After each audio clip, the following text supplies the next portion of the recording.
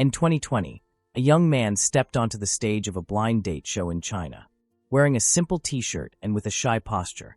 No one in the audience imagined that this guy was actually the heir to a fortune of over 70 million yuan. He introduced himself with a modest smile. "I'm a physical education teacher. My salary is around 5,000 yuan per month. My parents are regular farmers.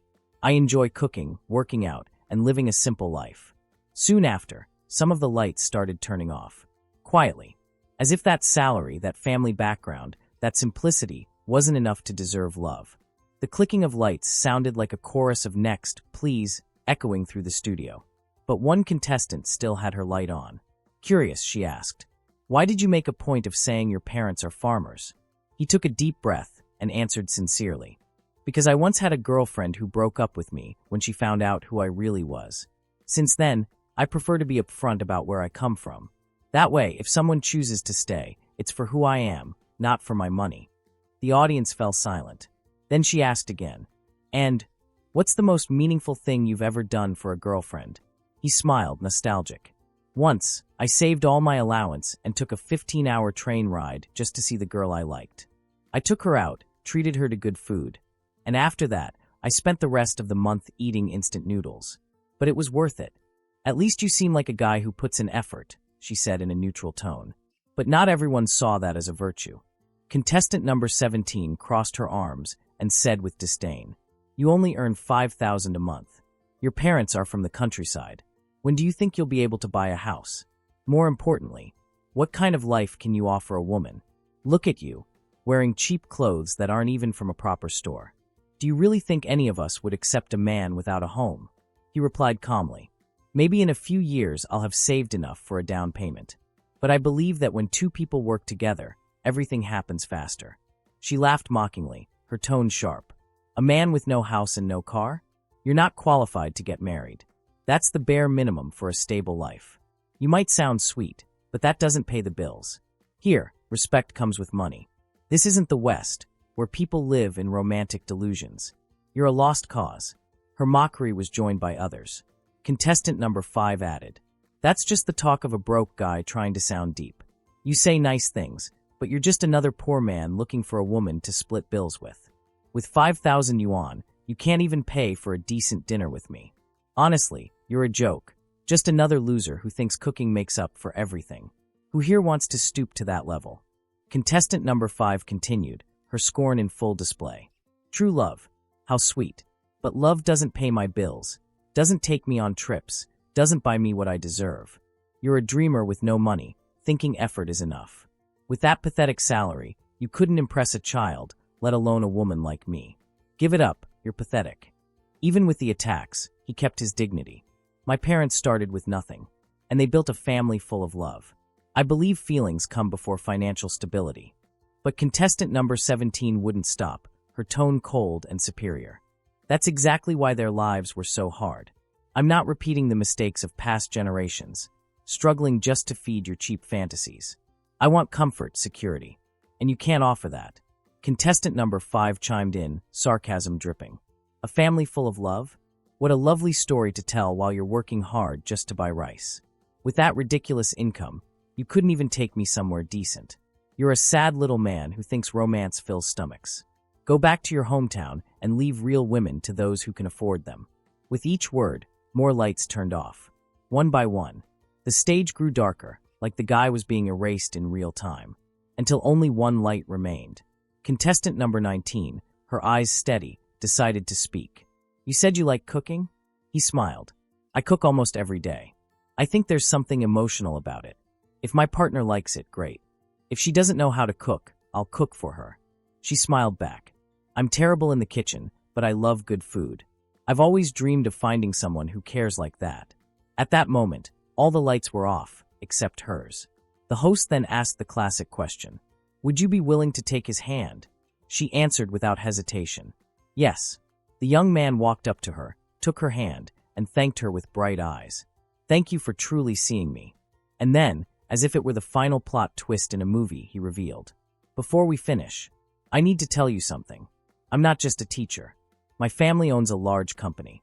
I have over 70 million yuan in the bank. But I chose to hide that because I wanted to see who would stand by me without knowing what I have. The other women who had turned off their lights gasped in shock. Contestant number 17 went pale. Number 5 looked away, and the silence on stage was louder than any scream. The most ironic thing on that dating show stage wasn't the simple man pretending to be poor. It was how those women, without a shred of shame, laid bare what truly drives them. It wasn't love, not even respect. It was a calculator masquerading as emotion. Those women weren't choosing a partner. They were bidding in an auction for material possessions, casting silent offers of disdain and hungry glances for status. They wanted the full package: house, car, fat bank account, and couldn't care less who came attached to it. They claimed to seek sincerity, but their eyes only sparkled for deeds and car keys. The heart, a trivial detail next to a balance sheet. They laughed at men without a house or car, as if lacking assets were an unforgivable sin. Yet they never paused to look in the mirror and ask, what do I bring beyond a checklist of demands? Beyond an empty craving for comfort they didn't earn, they criticized a hard-working man, as if the dignity of building something from scratch had turned into a punchline. Effort, to them, was worthless. Only the finished product, served on a silver platter, mattered. They rejected men with modest dreams of a future, while fantasizing about living in castles they'd never lift a finger to help construct. They wanted the throne, but without getting their hands dirty. They scorned the humble teacher with an arrogance that bordered on laughable. Little did they know they didn't even measure up to the real heir. And the worst part wasn't the scorn itself, but the blindness, by mocking someone for their humble roots.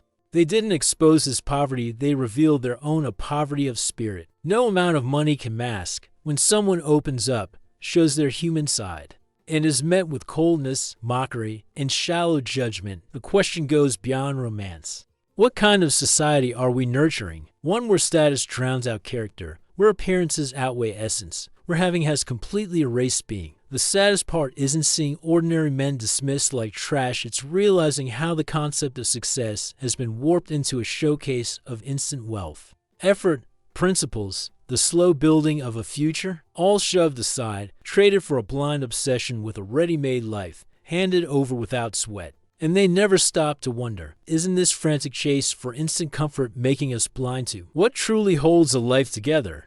Isn't it reducing us to trophy hunters instead of real partners? Stop overvaluing your own existence as if the world owes you everything on a platter. And stop belittling the journey of someone still carving their path. Because the real failure isn't an empty wallet, it's an empty soul. This inability to see beyond the obvious, to value what can't be bought.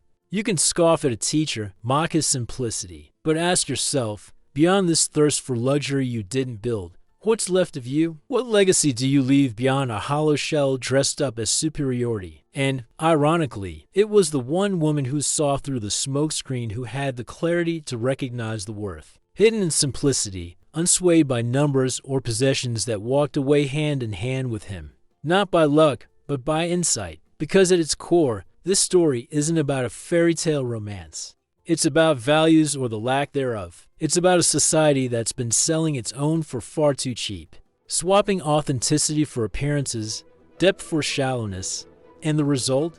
A stage littered with belated regrets. Women who bet on the wrong horse because they could only see the saddle. So tell me, what do you make of this upside-down world where priorities have gone so astray? How far will this chase for status take us before we realize how much we've already lost? Drop your thoughts in the comments. If this hit you, give it a like, subscribe, and ring the bell. See you in the next video with more real stories and truths most people pretend not to see.